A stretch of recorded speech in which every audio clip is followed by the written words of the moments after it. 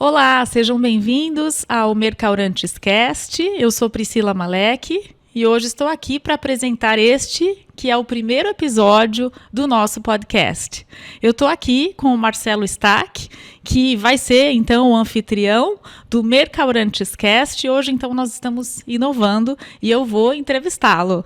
Olá, Marcelo. Olá, Priscila. Obrigado, então, por essa oportunidade. Obrigado por estar aqui conosco e por conduzir esse que é o primeiro episódio do Mercaurantes Cast. Eu dou as boas-vindas aqui, para esse programa de entrevistas que é um destino aqui para as pessoas que buscam interação, para as pessoas que buscam inspiração sobre o segmento de food service e supermercados, que é justamente esse ecossistema dos mercaurantes.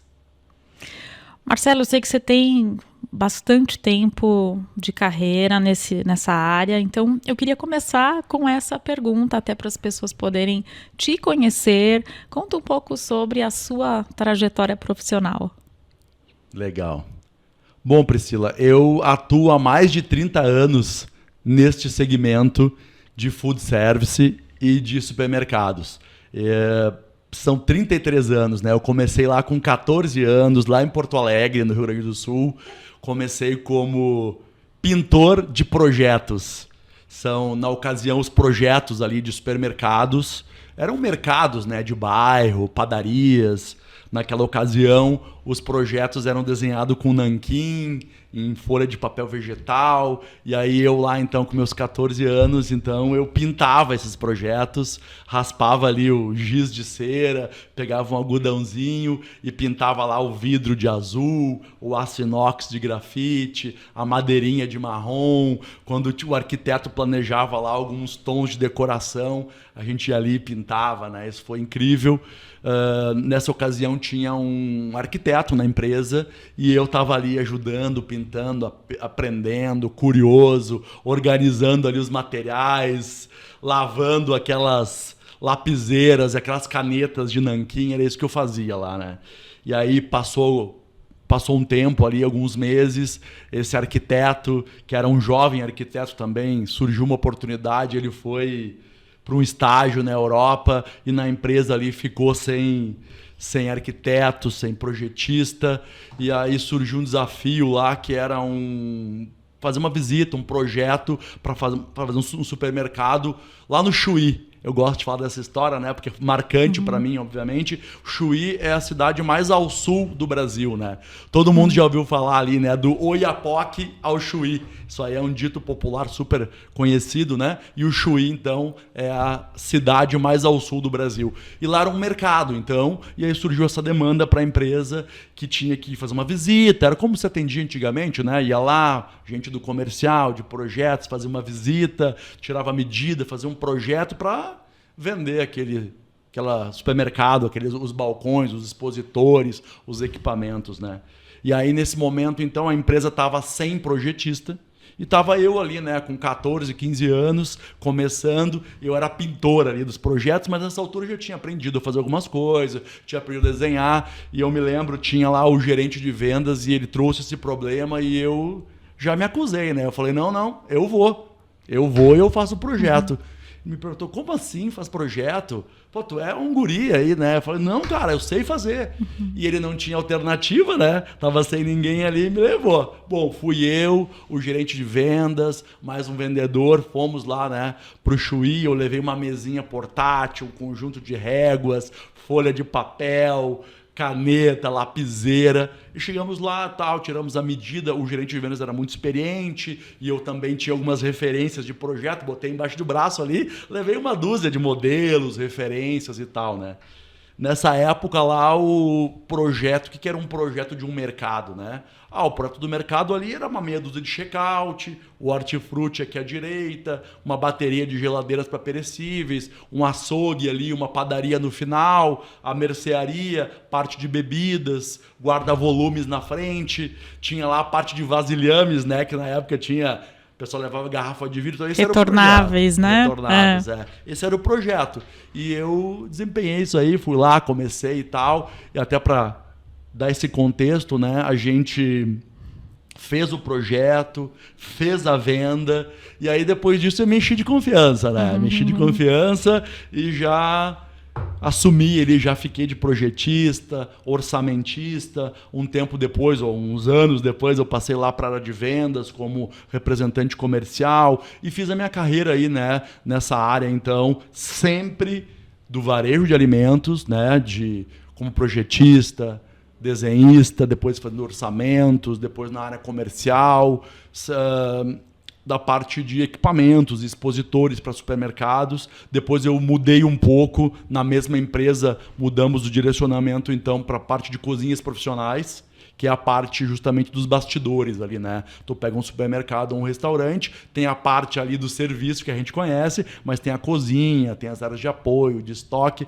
Era esse o trabalho que a gente fazia ali, né? E aí eu fiquei então até 2008 nessa parte, então eu tive a oportunidade de evoluir bastante, aprender, liderar algumas equipes, passei então pela parte de indústria, comércio, importação, exportação, sempre nesse universo, né, de equipamentos, expositores e máquinas para alimentação profissional. Depois, em 2008, então, eu tive a oportunidade de mudar de lado. 2008, então, foi quando eu me mudei então, para São Paulo.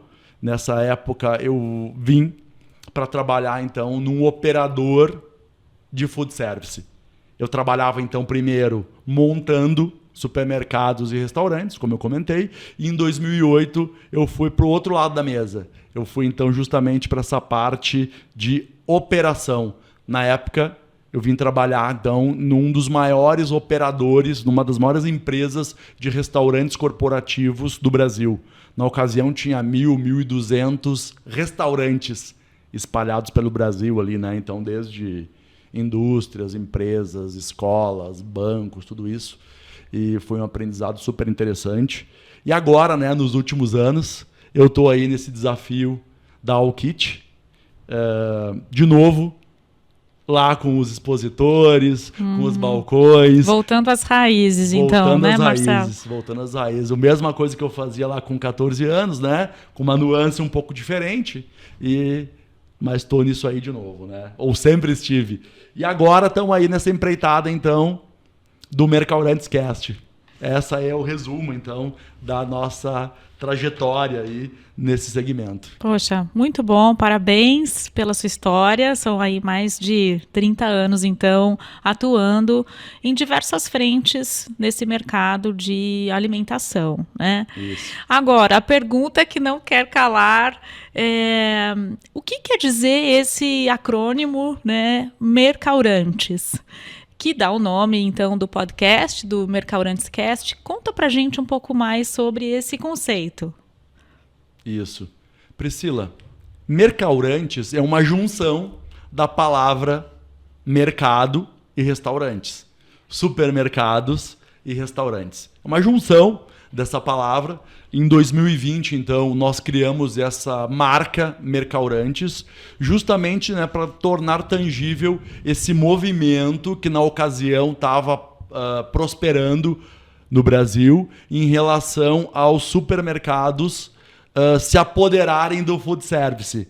Ou melhor, esse movimento dos supermercados integrarem os serviços de alimentação nas suas operações. Lá em 2020 a gente criou a marca. O próximo passo, então, em 2021, nós produzimos então a primeira edição da revista Mercaurantes. Até eu trouxe aqui, que eu tenho duas edições aqui, então. Tem a Mercaurantes de supermercados, de food service, são algumas edições. Muito legal. Inclusive, essas edições elas estão disponíveis na versão digital no mercaurantes.com.br. Então, em 2021, a gente criou essa revista no formato físico, impresso e também digital. O formato físico ali contrariando um pouco essa maré do mundo inteiro, né?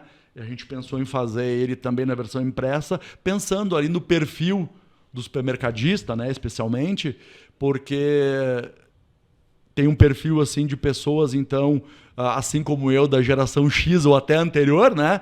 E o cara, às vezes, muitas pessoas não estão tão habituadas com o digital e ainda dão valor, né, Sim, somos mais old school, né? Então a gente às vezes sente falta, né? Nesse mundo tão digital, a gente também sente falta do papel, né? Então, muito legal então que você tem a versão impressa da revista. Então, para concluir, para complementar essa pergunta, então, desde o lançamento da marca Mercaurantes, né, que foi esses primeiros movimentos aí que a gente viu do food service no supermercado, isso cresceu muito, né?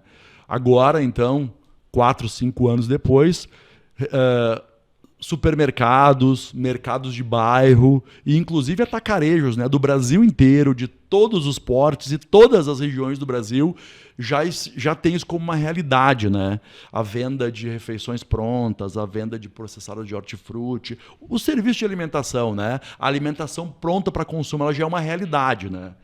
E é por isso, então, que a gente tem focado e teve essa iniciativa de transformar a revista também nesse programa de podcast para trabalhar, né, e fomentar todo esse universo aqui. Bom, então a gente tem aqui essa união entre restaurante, mercado, nesse acrônimo que é o nome da revista, do podcast. E aí, Marcelo, aproveitando então o nosso primeiro episódio, conta também pra gente o que esperar do podcast, o que você pensa, você que vai ser aí o anfitrião do Mercaurantes Cast nos próximos episódios. O que você vai trazer então para a audiência, para quem vai te acompanhar? Ah, legal. Eu estou muito empolgado, então, por poder embarcar nessa jornada aqui. E a nossa ideia é conversar com pessoas, profissionais, líderes, inspiradores, né? E que vivem esse universo e que, inclusive, são protagonistas e estão por trás de cases de sucesso e de histórias incríveis, né?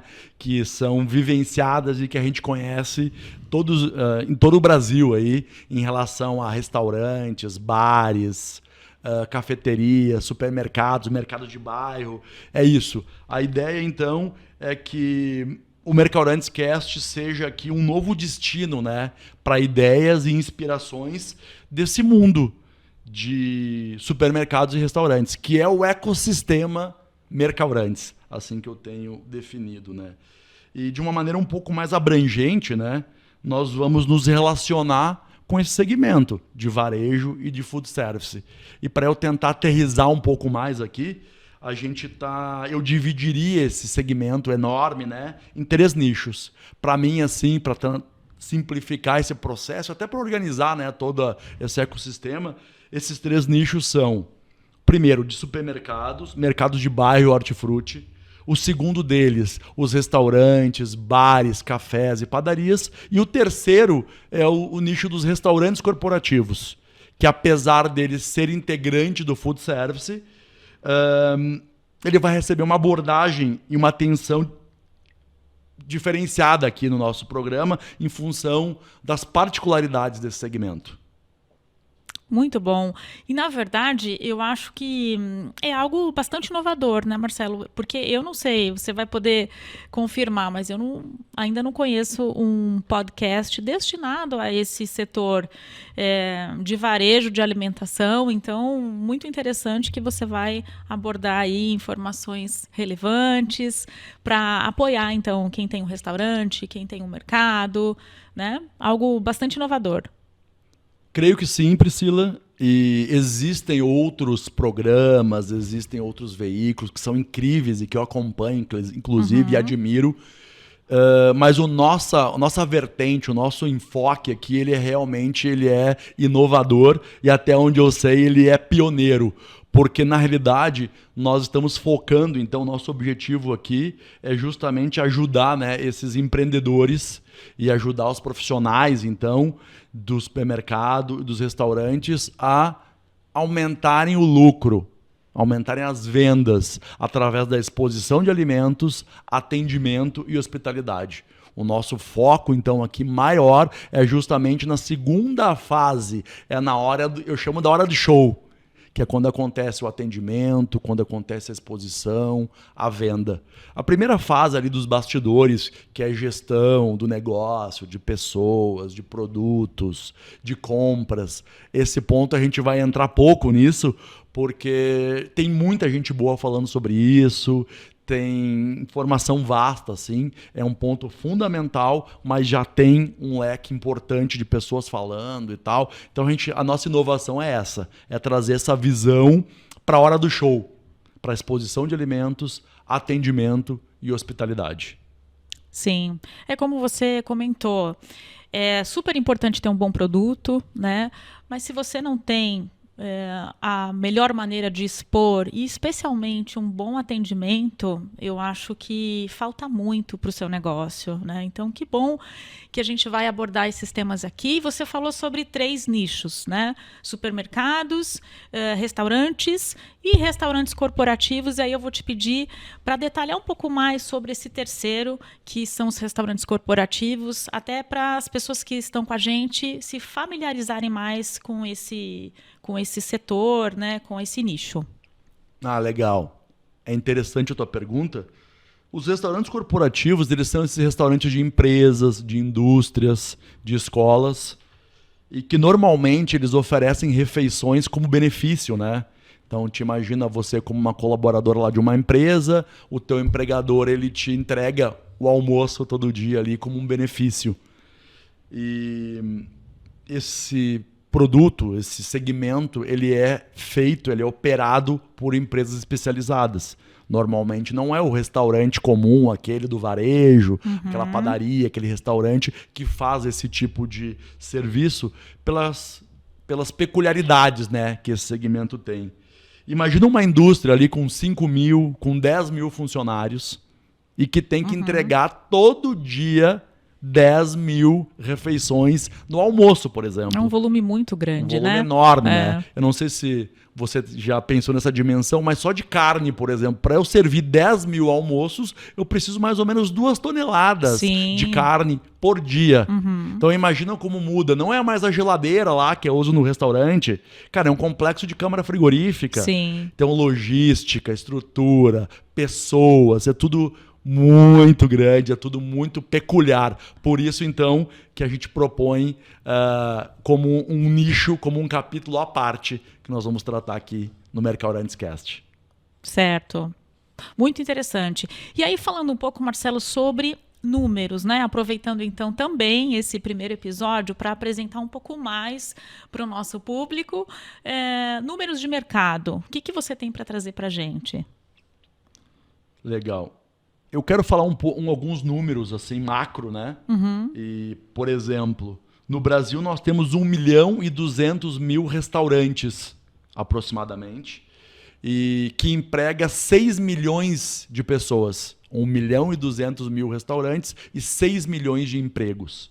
É um impacto muito grande, né? Muito grande. Isso tem uma participação importante, assim, tanto no número de empregos como do PIB e tudo isso. Já os supermercados, então, são aproximadamente 95 mil unidades, 95 mil lojas e emprega 3 milhões de pessoas. Olha que interessante, né? Juntos, o segmento dos restaurantes e o segmento dos supermercados empregam quase 10 milhões de pessoas. E, além disso, tem um ponto que eu acho muito importante, que é uma porta de entrada para o primeiro emprego. Isso é um fato importantíssimo, assim. Muitos dos jovens começam trabalhando lá como ajudante no restaurante, sei lá, como ajudante ali no caixa, como empacotador. É uma porta de entrada, assim, do primeiro emprego. E eu acho que, além desse volume, esse fato é importante. E somado a tudo isso, né?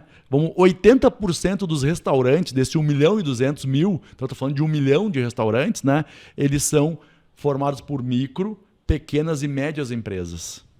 Então é aquele empreendedor, é aquela pessoa que começou ali muitas vezes fazendo algum tipo de produção na sua casa e que evolui para montar um restaurante, para montar uma loja, um café. E isso acontece também no varejo de alimentos.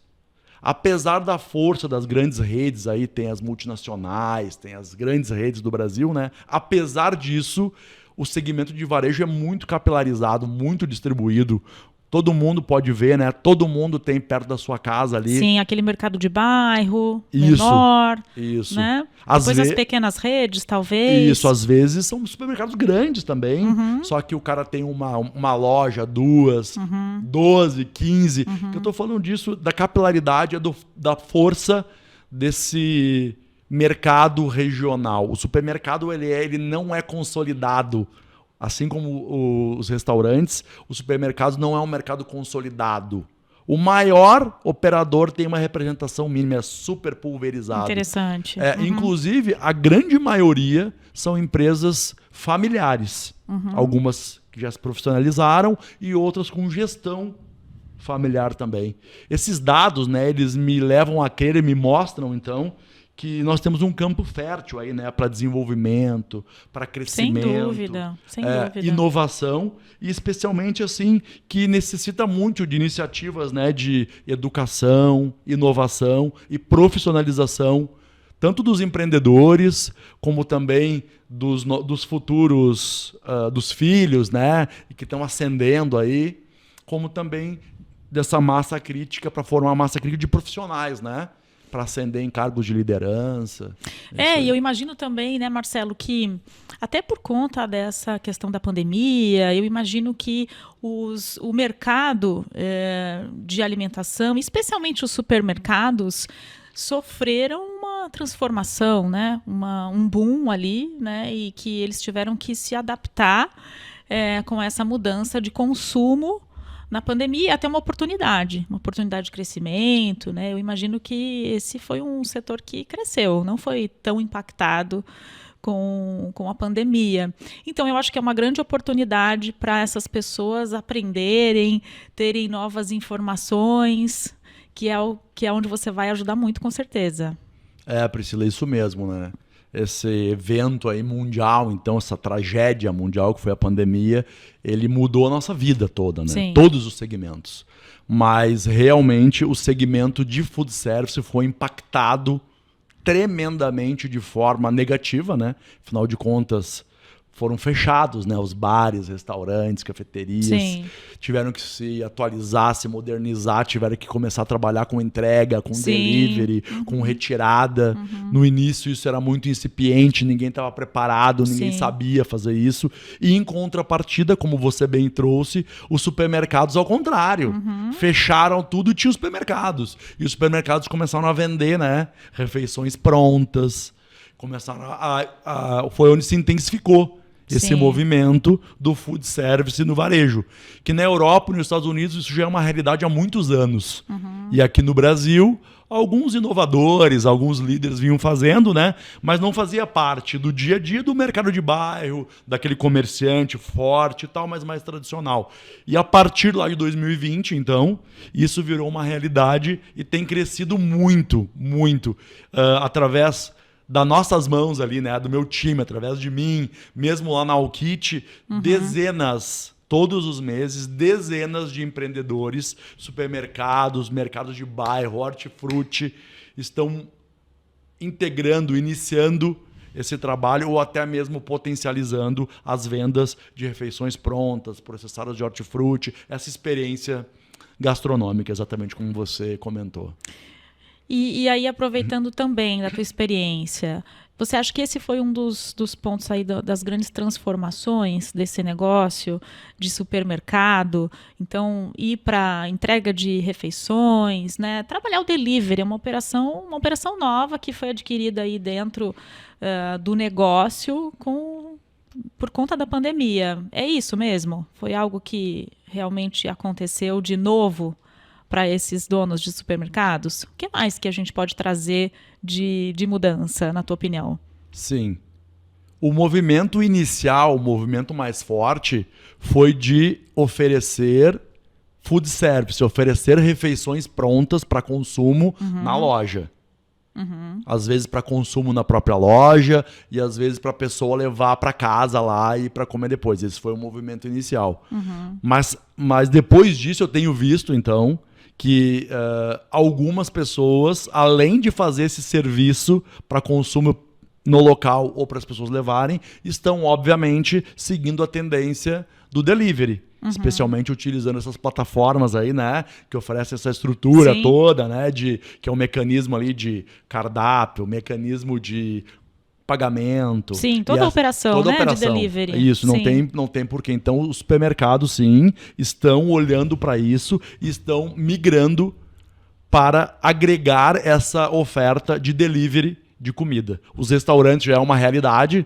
Eu acredito que a maioria, então, se adequou para isso, né? E faz o serviço no próprio local e tem essa oferta, então, para delivery. Mas eu tenho visto muitos supermercados aproveitando essa opção, aproveitando que ele já tem essa refeição embalada para fazer a entrega também. E aí a gente traz também um outro ponto que é a transformação digital, né? Conectada a essa operação nova de entrega.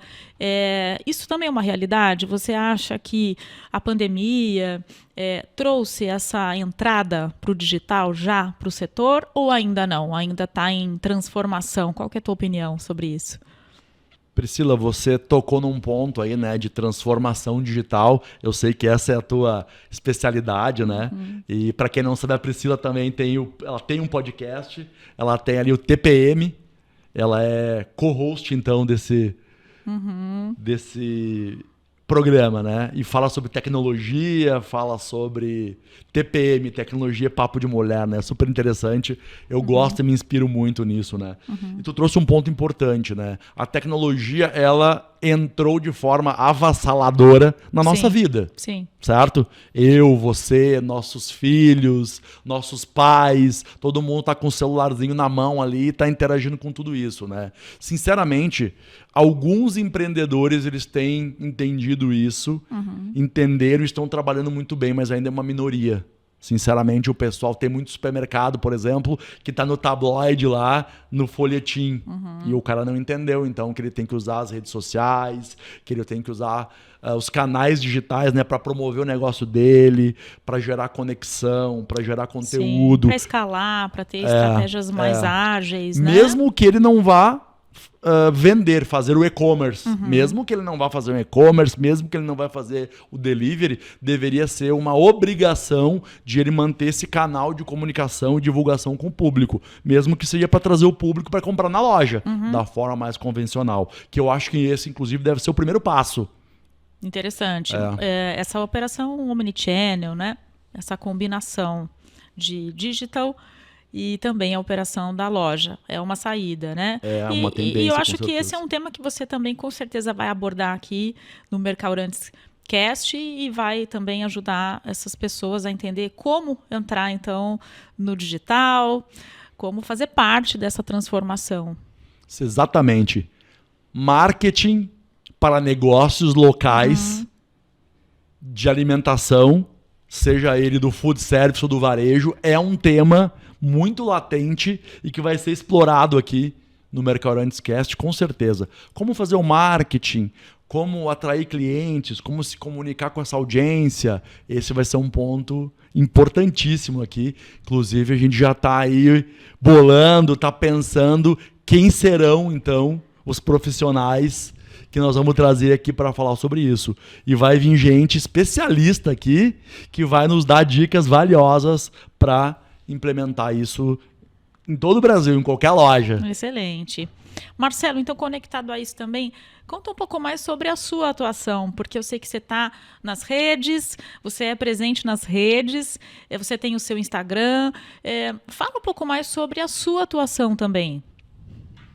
Bom, a minha proposta, né, é ajudar, então, donos e profissionais do segmento de supermercado e de restaurantes a terem mais lucro através da exposição de alimentos, atendimento e hospitalidade. Essa é a minha proposta. É o que todo mundo quer, ter mais lucro, uma operação otimizada, mais eficiente, né? É isso aí. Inclusive, Priscila, eu desenhei uma representação gráfica da jornada do empreendedor de food service. Eu desenhei essa representação até para deixar muito claro para mim qual é a visão e onde vai ser o meu foco, né? No meu entendimento, existem 2 etapas ali da jornada do empreendedor, de forma muito resumida, muito compacta aqui. A primeira etapa, ela envolve ali gestão, que é a parte administrativa, financeira, pessoas. Depois a parte de compras, que aí tem produtos, fornecedores, serviços, todo esse universo mais estrutural. E tem a parte de produção. Tem que fabricar, produção, gastronomia, bebida, estoque. Essa é a parte, vamos chamar assim, dos bastidores. E na minha visão, a segunda etapa, que era tão importante quanto essa preparação inicial, é que eu chamo da hora do show. A hora do show, para mim, é a parte de exposição, distribuição, atendimento e hospitalidade. Como eu comentei antes, eu vou me dedicar, e o Mercaurantes Cast e todos os meus convidados e todos os nossos recursos, eles vão estar voltados para essa segunda etapa, para a hora do show, que é justamente exposição, distribuição, atendimento e hospitalidade. Para fazer jus, então, à nossa proposta, que é ajudar os donos de supermercados e restaurantes a venderem mais, a aumentar o lucro. Esse que é o nosso negócio. Por que isso? Agora eu quero te dizer por quê. Porque eu acredito num conceito interessante que eu tenho ouvido por aí, assim, que é de algumas pessoas que eu admiro muito, alguns empreendedores que eu admiro muito, que ao contrário do que está escrito na bandeira do Brasil ali, de ordem e progresso, eu acredito no progresso e ordem. Ou seja, cresce, organiza. Cresce, organiza. Eu acredito que os negócios, independente do segmento, e especialmente do food service, do supermercado, eles são feitos de ciclos, né? E existem momentos que você precisa crescer para vender mais, para faturar mais. E num segundo momento você organiza essa operação. Eu acho que isso é um processo, é um ciclo virtuoso sem fim. E ele precisa a todo momento, então, se renovar, inovar, para manter essa roda girando aí e fazer os negócios prosperarem. Então é isso, o meu negócio é ajudar donos de restaurante e supermercado a obterem mais lucro através da exposição de alimentos, atendimento e hospitalidade. Fala um pouquinho mais sobre essa questão da hospitalidade, porque também não é um termo comum de se ouvir, especialmente para esse nosso mercado, né? O que a gente está conversando aqui. Conta um pouco mais sobre como aplicar esse conceito dentro dos restaurantes. A gente está mais acostumado a ouvir hospitalidade relacionado a hotéis, né? Como é que a gente traz isso, então, para restaurantes, para supermercados? É possível? É isso aí. Esse é o ponto. Eu acho que um dos grandes diferenciais, isso já é feito com maestria, assim, por alguns poucos empreendedores do food service. Eu tenho um conterrâneo, então, que é o senhor Henri Kozer.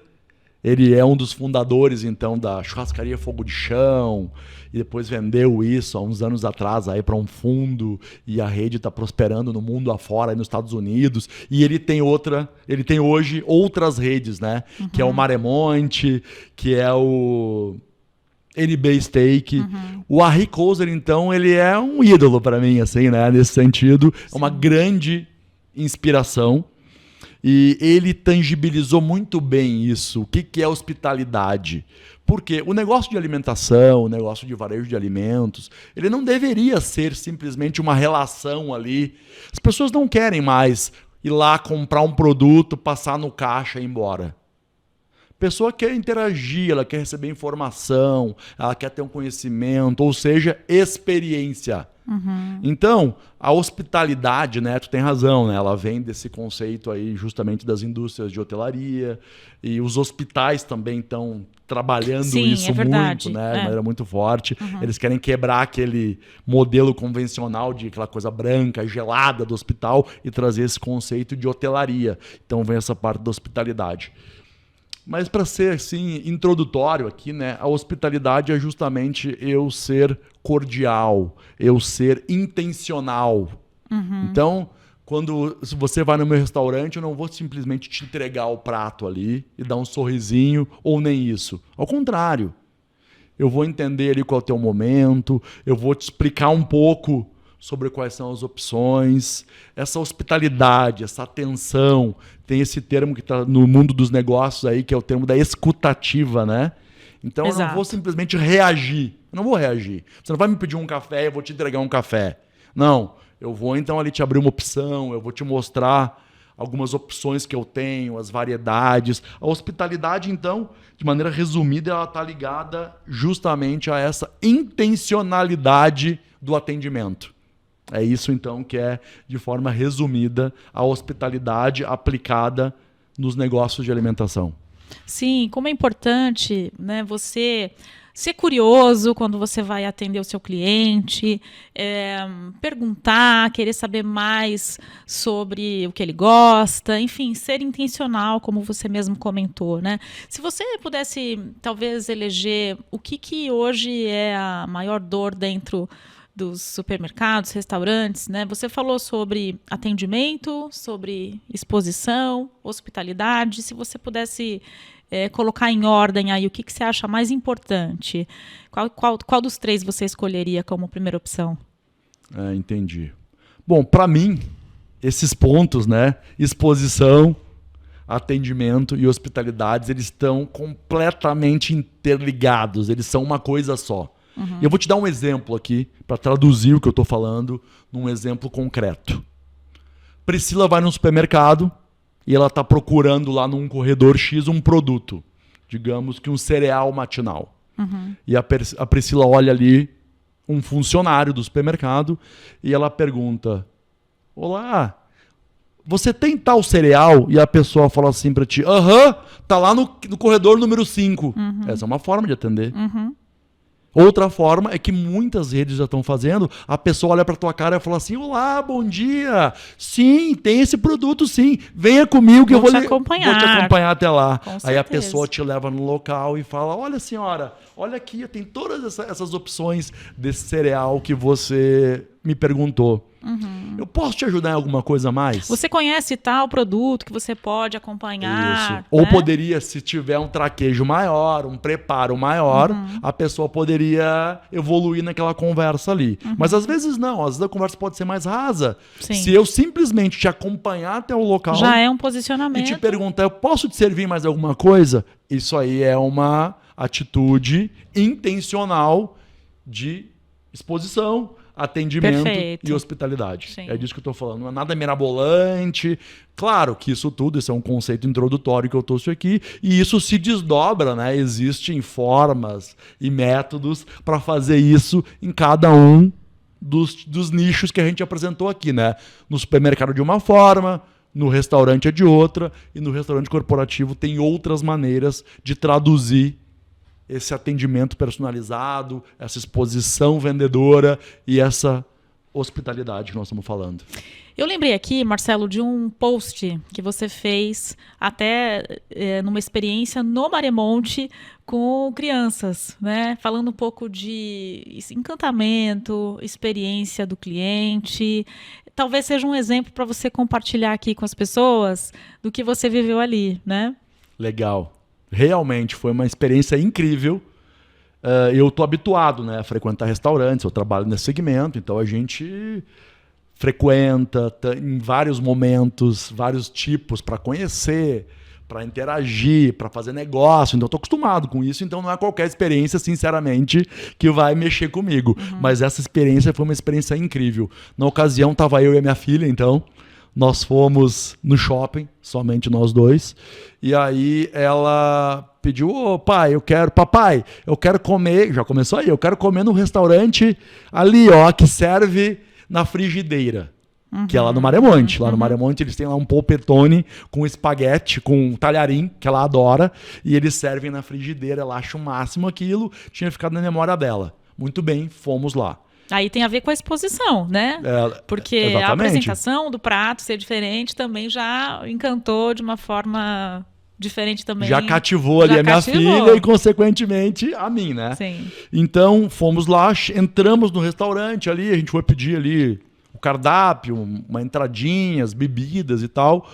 Aí, olha o exemplo de intencionalidade, olha o exemplo de hospitalidade. Veio uma pessoa lá, não sei se é o maître, não sei se é o garçom, ali é tudo num alto nível, tu nem sabe direito quem é quem ali, quem é o gerente, quem é o maître, quem é o atendente. Veio a pessoa ali e falou: senhor, o senhor gostaria que a sua filha fizesse uma pizza? Eu, como assim fazer uma pizza? Sim, nós temos uma experiência aqui para crianças e ela mesmo pode abrir uma massa, montar uma pizza, a gente assa para você ali. Cara, foi incrível. Ele veio com um carrinho ali, com uma bolinha de massa, colocou um aventalzinho nela, um chapéuzinho de cozinheira. Ela pegou, abriu a massinha, assim, uma pessoa assistindo, ajudando, colocou molho, colocou queijo, fez todo o processo ali. Eu ali na volta, né, babando, filmando, fazendo foto, e a gente ficou alguns minutos ali, ela ficou maravilhada com aquilo. Depois eles levaram lá pro forno, a gente ficou lá perto, aí o cara assou o forno, assou a pizza, cortou e a gente comeu aquela pizza ali, uma pizzazinha pequena ali, e foi uma experiência incrível. Sim, tanto para minha filha como para mim. Sim. Criou uma memória assim, e tanto que é um dos restaurantes preferidos da minha filha. E nosso. Né?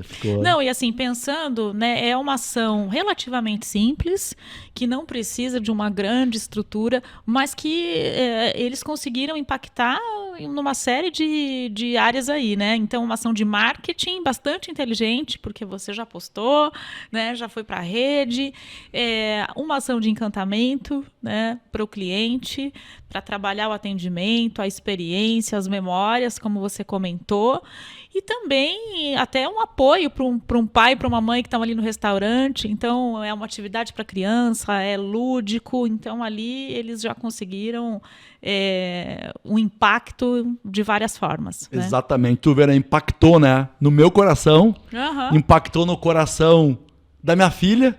Sim. Ou seja, ele está trabalhando, então, o consumidor de hoje e está trabalhando o consumidor de amanhã. Porque a minha filha crescendo com isso, a gente frequenta ali, provavelmente ela vai ser, então, uma cliente desse estabelecimento durante muito tempo ali, né? Provavelmente sim. E você falou um ponto importante aqui, que é essa parte da uma ação simples com tanta abrangência, né? Especialmente de marketing, né? Ter esse conceito, então, de UGC, que de forma simples, traduzindo de forma simples, é quando o cliente produz o conteúdo e distribui. Claro, eu achei maravilhoso aquilo, eu fiz um videozinho, fiz um vídeo dela botando o molho, fiz um vídeo dela montando a pizza, fiz um vídeo dela comendo, ela gravou um videozinho contando ali depois sobre isso, e eu postei, e eu tô fazendo o quê? Marketing de graça, para e potente para o restaurante. Isso aí. Isso é uma coisa importante. Então eu quero chamar a atenção que em pleno 2024 ainda acontece um movimento incrível. Ao contrário disso. Outro dia eu fui num supermercado e eu fui fazer um vídeo de alguns produtos. Eu fui abordado e me perguntaram o que eu estava filmando. Olha que coisa incrível. No mundo, pleno 2024, no mundo digital, onde essa audiência e onde esse marketing feito pelo consumidor, pelo cliente, esse marketing espontâneo é o que mais vale. Inclusive tem marcas, né, que pagam fortunas para vários influenciadores, micro-influenciadores, e tem gente que ainda acha estranho ou acha inconveniente o teu cliente estar te filmando ali, está filmando dentro da tua loja, mostrando o teu produto. Sim. E divulgando. Isso fica um alerta aqui, então, né? Para a gente ter uma visão, o empreendedor, o dono de supermercado, o dono de restaurante, de cafeteria, ele tem que estar atento. Que ele tem que promover, inclusive. Tem alguns projetos, né? A arquitetura comercial hoje cria espaços instagramáveis. Cara, que é um espaço bonitinho. Tem um outro restaurante aqui em Campinas que a gente vai, tem uma areazinha ali, com um balancinho, com uma iluminação, com a marca, com o logo, bem na entrada. Que é para as pessoas chegarem ali, fazer foto, fazer vídeo. Sim. É um ambiente preparado para isso. Então, o dono de estabelecimento, o dono de restaurante, o dono de supermercado, ele deve estar aberto para isso, orientar os funcionários ali. O pessoal tem que saber. Cara, vídeo, as pessoas, os frequentadores, os clientes, eles podem, e a gente tem que gostar e incentivar que eles façam um vídeo, que eles compartilhem, e tem que pedir ainda, puxa, que legal, cliente, gostou disso aqui? Faz um vídeo disso também. Marca lá o supermercado, marca lá o restaurante, hein? Quando você for postar. Isso é uma atitude que é, no mínimo, a gente tem que estar atento e aberto para isso. Sim, de forma nenhuma, hoje em dia, A gente não pode criar barreiras para isso, né? Tem que incentivar, porque realmente as pessoas tiram foto, né? Você tem um espaço bonitinho ali, instagramável, como você comentou, as pessoas vão ali, vão postar, e isso é super positivo, né? Você sabe que ontem eu estava num restaurante no centro do Rio de Janeiro e eu fiquei também surpresa positivamente com o atendimento, então um atendimento muito acolhedor e coisas muito simples. Então no final ali no caixa, tinha um cafezinho, cortesia. Parece comum, mas não é, né? Então, além do cafezinho, um pedacinho de palha italiana, um chocolate quente. Então, assim, algo que cativa, algo que é muito simples, mas que impacta, né, a experiência do cliente. Legal. Tu falou sobre experiência, né? Experiência do cliente. Experiência do consumidor. Isso é um tema muito falado, né?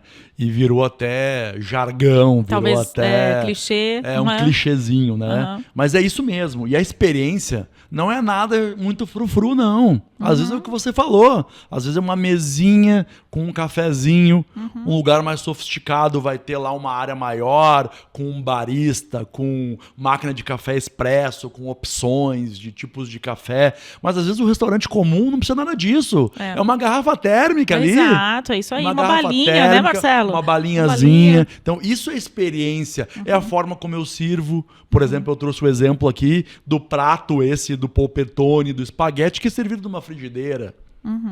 Isso que é experiência.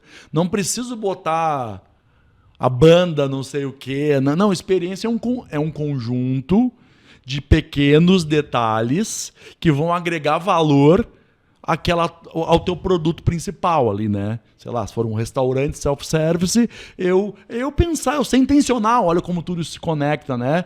Quando o meu cliente chega, o que ele vê, quem vai receber ele, o que ele vai fazer primeiro? Ele vai sentar primeiro, ele vai primeiro lá no restaurante, se eu tenho um público, por exemplo, de executivos. Cara, executivos, onde é que esse cara vai largar a mochila, a bolsa? Às vezes é um detalhe importante. Eu fui num restaurante lá que era focado 100% nisso e o cara tinha aqueles ganchinhos de colocar na mesa e aí eu pendura minha mochila ou tu pendura tua bolsa ali. Então, experiência, apesar de clichê, apesar de ser sido tratado como um bicho de 7 cabeças, não é nada disso. Cada um, né, buscando o seu detalhe, aquilo que faz bem. Eu fui num restaurante outro dia, muito simples e tal, e ele tinha umas cachaçinhas ali, ó, saborizadas. Cara, ele garantiu a experiência dele naquilo. Eu fui no outro incrível, e ele servia, ela tinha caldinho de feijão.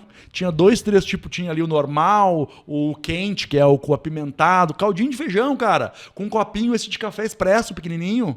Aí eu servia ali, tomava... Cara, tá feita a experiência. Essa é uma forma. Então, cada um pode buscar, né, alguma forma ou algumas formas, alguns detalhes para explorar isso e cravar, né, na mente e no coração do teu cliente essa memória, né? Esse fato memorável. Acho que isso que é importante. Não, vou te dar... Eu estava aqui lembrando até de um outro exemplo bastante simples. Mas a gente estava no restaurante e, como eu tenho um bebê, levei, então, a papinha num vidrinho. E as mães que estão assistindo, que estão nos ouvindo, vão saber o que é isso, né? Então, você tem aquela fase do bebê que você leva, então, a papinha. E aí, pedi pro garçom esquentar. E aí, o que aconteceu? Ele esquentou demais e estourou o vidro.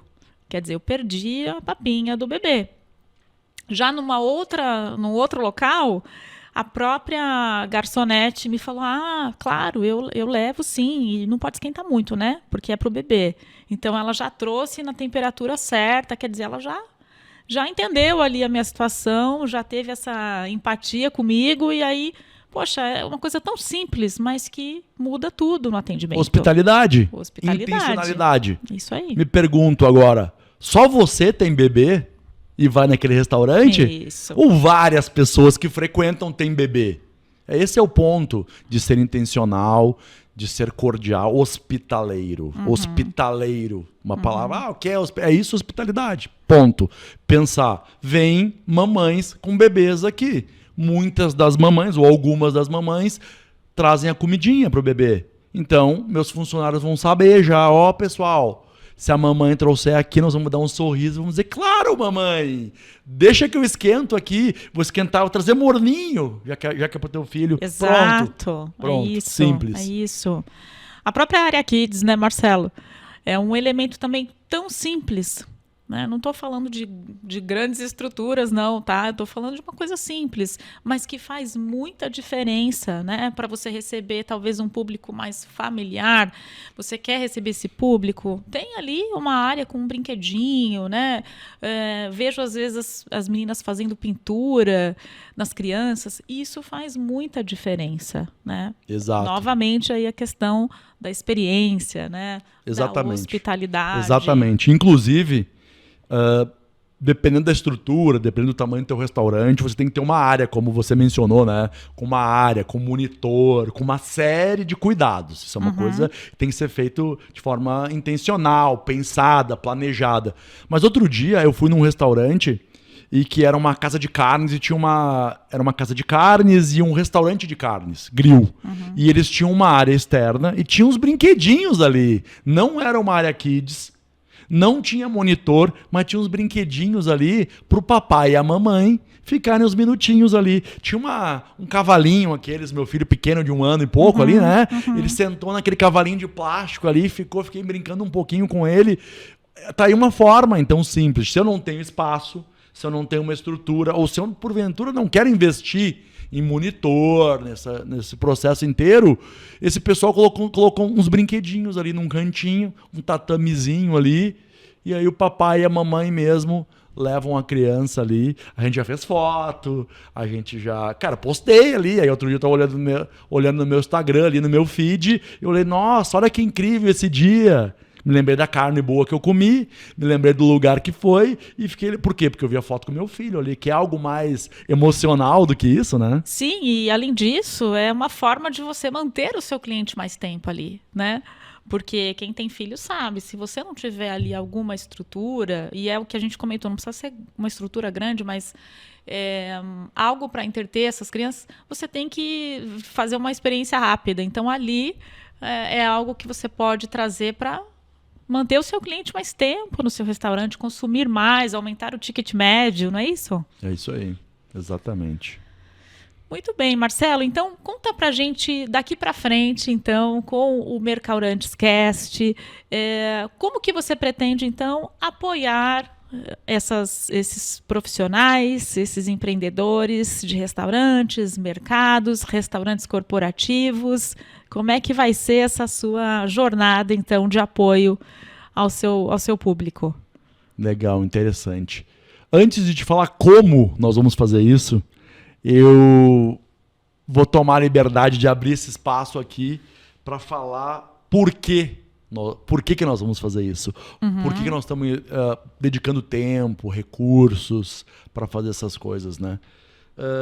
Na realidade, eu adoro o empreendedorismo, o trabalho e especialmente o impacto que eles podem gerar nas vidas das pessoas. O que eu quero dizer com isso? Quantos donos de supermercado que eu conheço, que o cara começou lá como empacotador? Conheço o cara que começou como empacotador, trilhou uma jornada incrível e hoje ele é dono de supermercado, ele é empreendedor, ele paga imposto, ele gera emprego, ele gera oportunidade. Por outro lado, eu conheço pessoas que começaram lá como ajudante de cozinha, como lavador de prato e agora o cara tem supermercado, agora o cara tem restaurante, agora o cara emprega. O próprio case de sucesso que eu trouxe aqui, né, que é o Harry Kozer. Eu já vi a história dele. Ele começou lá no Rio Grande do Sul, lá. Começou lavando prato, foi pro Rio de Janeiro, foi garçom, foi assador de churrasco, e viveu toda essa jornada.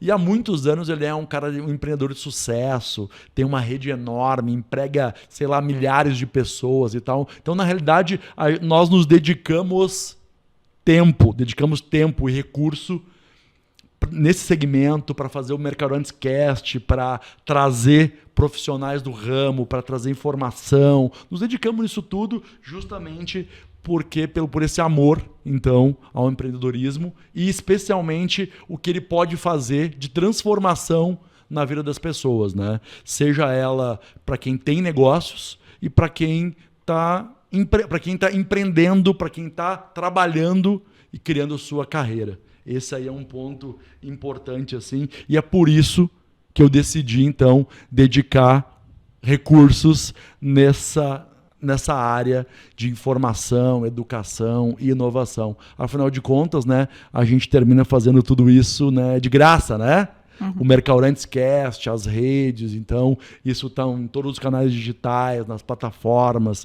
E aí, a partir de agora, então, nós teremos os episódios completos do Mercaurantes Cast, onde vamos trazer profissionais incríveis, né, que vivem toda essa jornada desse universo. E aí tem ali os vídeos, tem os cortes temáticos, todo esse universo, né, que faz o digital. Mas vamos lá então, Priscila, voltando então na tua pergunta. Tu me perguntou como que nós vamos impactar essa gente toda e como que nós vamos cumprir essa missão, né? Isso. Essa foi a tua pergunta. Bom, eu acredito, né, num processo de evolução contínua. Eu te contei a história ali lá em 2020, a gente criou a marca, depois a gente fez a revista e agora então a gente está migrando ou ampliando para esse programa de entrevistas, para o Mercaurantes Cast.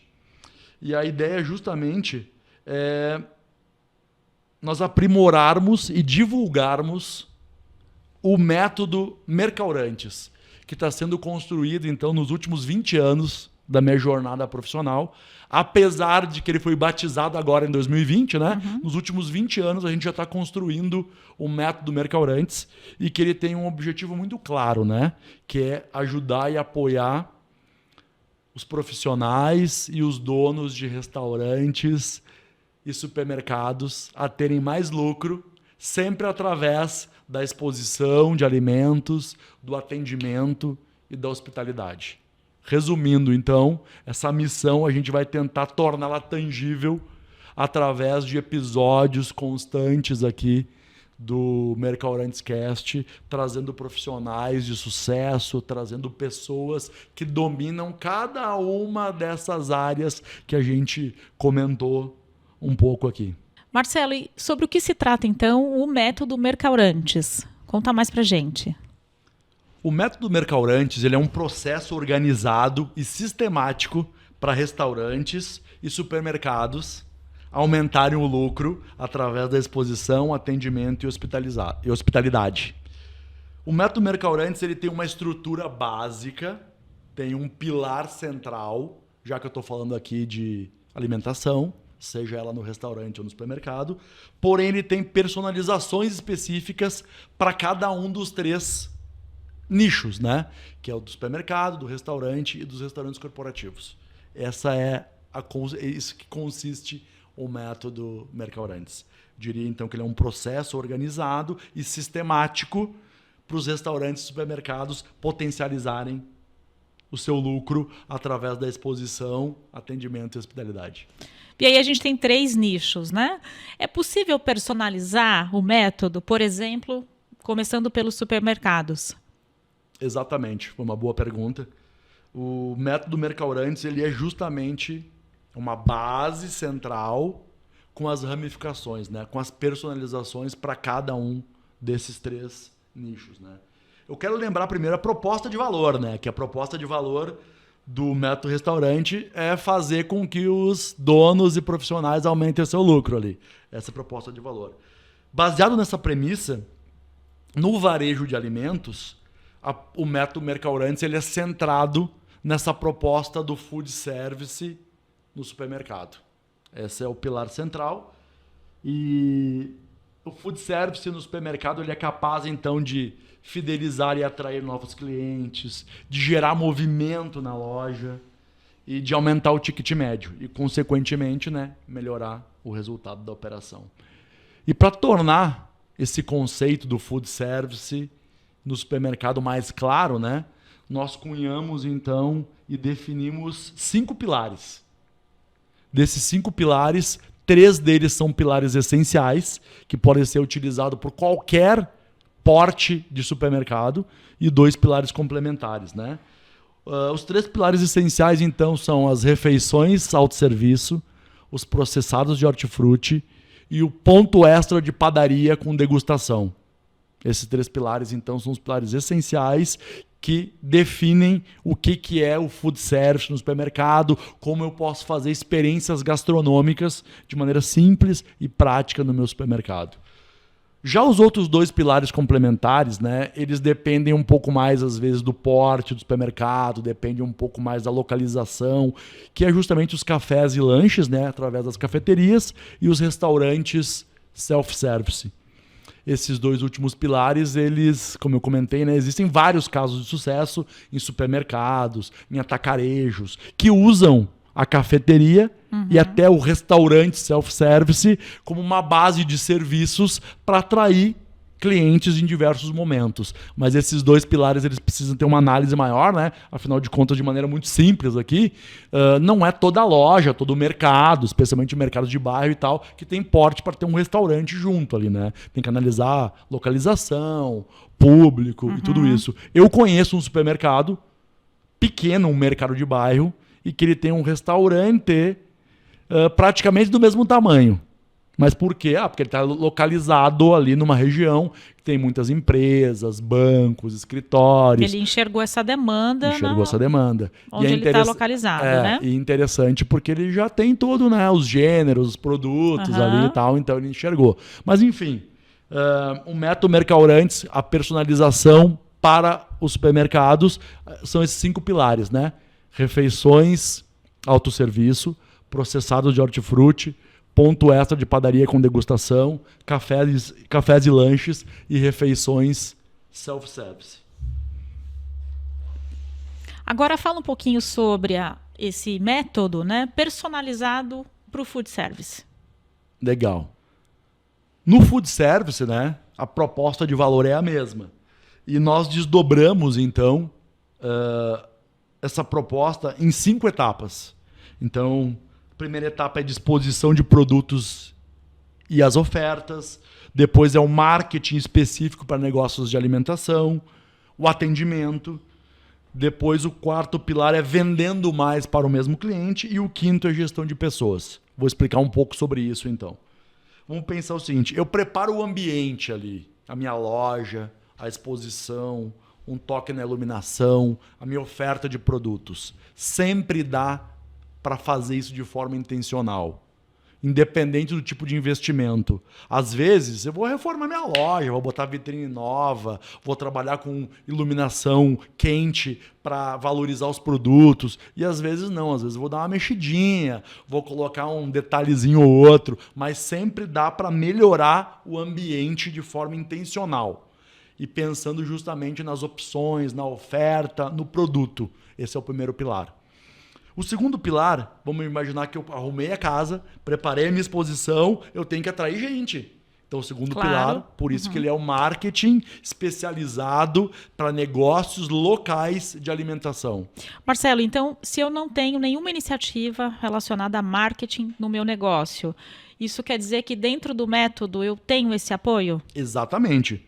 No método Mercaurantes, que inclusive nós vamos explorar aqui, ó, no Mercaurantes Cast, e vai estar disponível ao longo da jornada aí. Nós vamos ter alguns episódios falando sobre isso, sobre marketing específico para negócios locais de alimentação. Para o restaurante, para o café, para a padaria, é isso que a gente vai fazer. Afinal de contas, tem o jeito de fazer esse marketing.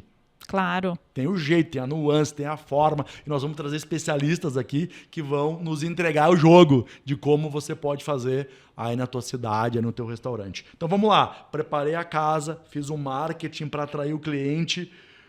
O outro ponto é o seguinte, com o cliente dentro da minha casa, eu tenho que... Entregar, atender, ser intencional, ser hospitaleiro, justamente para fidelizar aquele cliente, né, e fazer que ele retorne e até indique o meu negócio, indique o meu restaurante, indique o meu café para outras pessoas, né?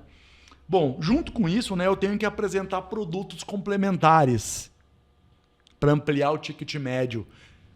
Especialmente na Europa, nos Estados Unidos, alguns lugares que eu fui assim, a grande maioria dos restaurantes, eu vou lá comer, eu vou lá almoçar lá, e eu sentei ali, eu e você, e a gente almoçou. Cara, quando eu vou sair, eu não pago a minha conta e vou embora. Quando eu vou sair, eu tenho uma infinidade de ofertas. Por que eu não posso comprar ali uma refeição pronta para levar para o jantar. Porque eu não posso comprar uma salada de fruta, um doce, um suco para o meu lanche da tarde. Imagina que a gente foi almoçar ali, que eu fui almoçar no restaurante e gastei X reais ali. Sei lá, 40, 30, 40 reais no meu almocinho. E aí, na hora de sair, eu resolvo, olha só, levo uma refeição pronta. Eu tenho ali produtos que eu posso agregar na minha compra, justamente, para um lanche, exatamente, outra refeição. Além daquela prestação de serviço, além de ser intencional no atendimento do cliente, eu vou aumentar meu ticket médio de forma brutal. Sim. Tu imagina que eu vou lá e gasto 30, 40 reais no meu almoço e quando vê eu gasto mais 30, 40, 50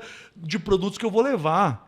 Imagina você que tem um restaurante ou um negócio de alimentação e que fatura 100, 150 mil. Imagina se tu agregasse da noite para o dia, com o mesmo produto, com os mesmos itens, só com uma embalagem diferente, tu agregasse mais 50, 60 mil reais. Olha a tua margem de lucro, como ela aumenta, né? Esse é o ponto.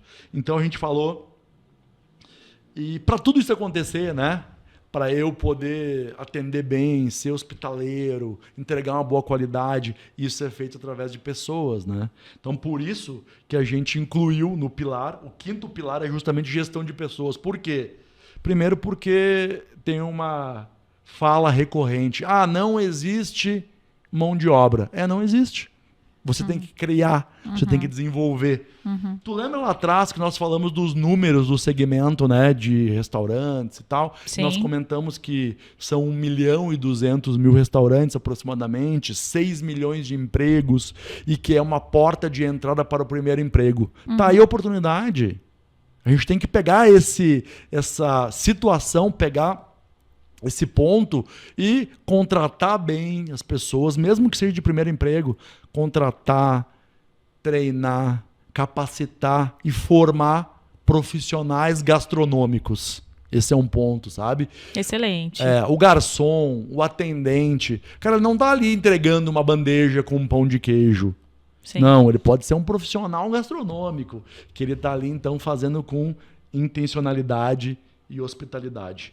Então, na realidade, né, o método Mercaurantes, então, para o food service, ele tem essa nuance, com esses 5 pilares, que é preparar a casa, atrair movimento, clientes através do marketing, atender muito bem para fidelizar, vender mais para o cliente e para pavimentar isso, como a gente faz isso através de pessoas, do nosso time, e não tem disponível mesmo, eu preciso, então, recrutar, treinar e capacitar formando profissionais gastronômicos. Esse é o ponto. Excelente. E pensando agora, então, nos restaurantes corporativos, né, o nosso terceiro nicho, de que forma você consegue atender de maneira personalizada também esse setor? Legal. Os restaurantes corporativos são muito peculiares, né? Nós já falamos dos volumes, dos recursos necessários e tem mais um ponto importante. Diferente dos restaurantes de varejo, imagina que nos restaurantes corporativos, normalmente, os frequentadores são os mesmos. Sim. Um restaurante no varejo, claro que eu tenho clientes cativos e tal, mas gira aquele público. Então, se eu tiver meu cardápio, a minha oferta, repetindo algumas vezes ali, como gira o público, o impacto disso é menor. E eu tenho algumas opções que eu mudo, mas sei lá, se eu tenho um filé, um bife à parmegiana, que é maravilhoso, cara, tem um lugar que bota isso todo dia. Sim. E ele bota mais uma outra opção e com essa diversificação de público, tá belezinha. Agora, no restaurante corporativo, não. Imagina aqueles 10 mil funcionários daquela indústria que eles vão estar lá todos os dias, então aquele mesmo público vai frequentar teu restaurante. Então olha o desafio. Sim, o desafio até é maior, eu Muito imagino, maior. né? É um desafio muito maior. Você tem que diversificar através de um cardápio rotativo, através das ofertas, para poder agradar esse cara que vai todo dia no teu restaurante, né? Então, dentro disso, né, por isso que essa proposta, né, de tratar os desafios dos restaurantes corporativos como um capítulo à parte, como você comentou aqui. E alguns exemplos disso, né, eu listei aqui um pouquinho assim para ser mais objetivo aqui.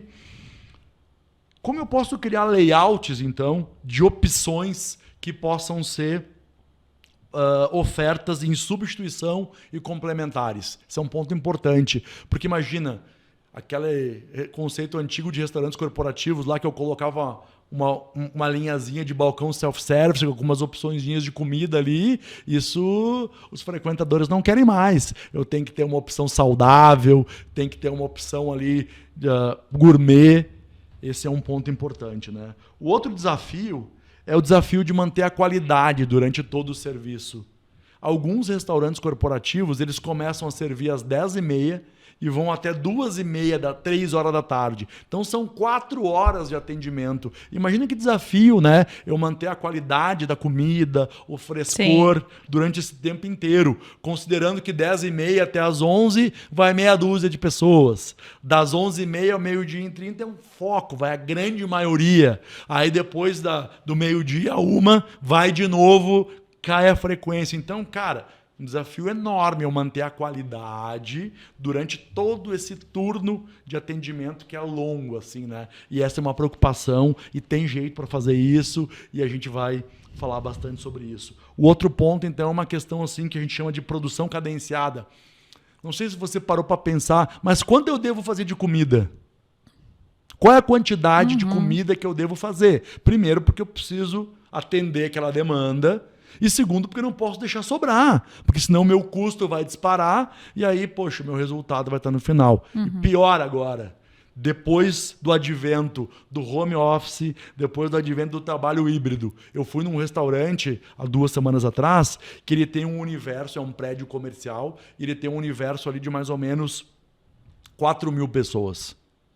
Antes da pandemia, eles atendiam 800 a 1.000 almoços por dia. Dessas 4.000 pessoas, mais ou menos 1.000 pessoas almoçavam ali. Os outros iam comer em outros lugares, iam comer em casa, levava ticket, sei lá. Mas 1.000 pessoas almoçavam nesse restaurante. Agora, com o advento, então, do home office, ele não sabe mais. Ele comentou que teve dia que ele atendeu 1.000 e teve dia que ele atendeu 200. Não tem como mais prever essa demanda. Não tem como prever essa demanda. Então, e aí? Quanto eu vou fazer? Eu, dono do restaurante corporativo, o operador ali, gestor, quanto eu vou fazer de comida? É extremamente desafiador, muito né? Desafiador e tal. E aí tem essa técnica de produção cadenciada que a gente vem estudando há muito tempo. E a produção cadenciada tem várias formas de fazer. Com investimento alto, com alta tecnologia e que às vezes é inviável para algumas operações. Então, como é que eu posso fazer produção cadenciada, estar preparado para atender a demanda e faturar e ao mesmo tempo não sobrar um monte de comida que eu tenho que jogar fora e que vai levar meu custo lá para cima e despencar o meu lucro? Esse é um tema importante que nós vamos nos desdobrar aqui também, né?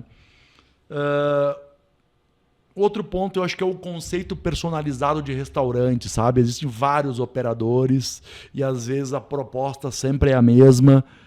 O consumidor lá e o tomador desse serviço lá, que normalmente é a área de RH ou benefícios, cara, ele não quer mais a comida por si só. Ele quer aquele papo da experiência, do ambiente. Então nós vamos tratar aqui, que é uma coisa que eu também gosto muito, que é como eu utilizar essas propostas de diferenciação e inclusive como ferramenta de venda, para vender contratos, para me apresentar. Então, na realidade, Priscila, essas são algumas nuances assim, que são mais personalizadas aqui para esse segmento de restaurantes corporativos. Muito bom. Foram muitos os insights, muito conteúdo. Marcelo, acho que vale a gente fazer uma retomada aqui do método Mercaurantes, né? Os pontos importantes. Vamos resumir aqui para o pessoal o que a gente trouxe. Tem bastante coisa. Legal. Foi uma boa pergunta, sim. Foi uma boa colocação. Primeiro, né, que a proposta de valor do método Mercaurantes, que eu tenho pensado e desenvolvido nos últimos anos, que nós vamos tornar tangível aqui no programa Mercaurantes Cast. Proposta de valor ela é única.